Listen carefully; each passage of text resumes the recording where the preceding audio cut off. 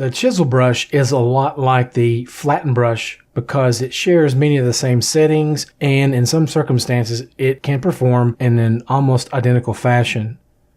For example, if you have don't lift edges unchecked, it will lift the edges beneath your brush to create a more flattened surface. However, the main distinction is that it will bite into the surface more than the flattened brush will.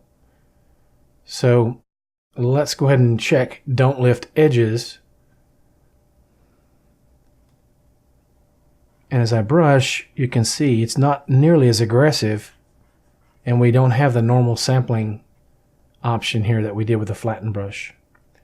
So again, its main objective is really to more or less bite into the surface and do so with a flattening effect.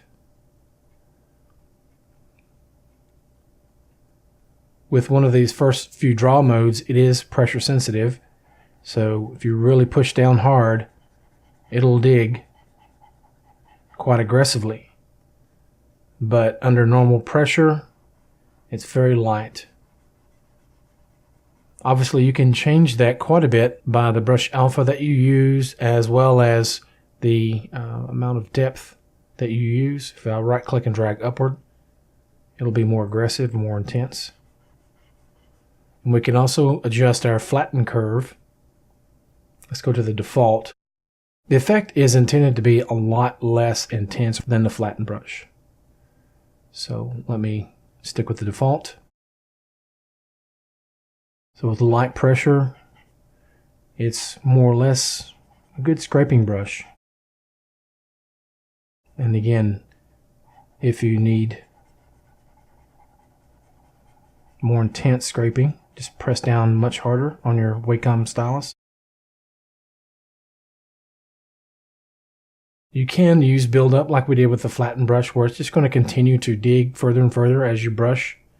You can make your brush softer by adjusting plane softness.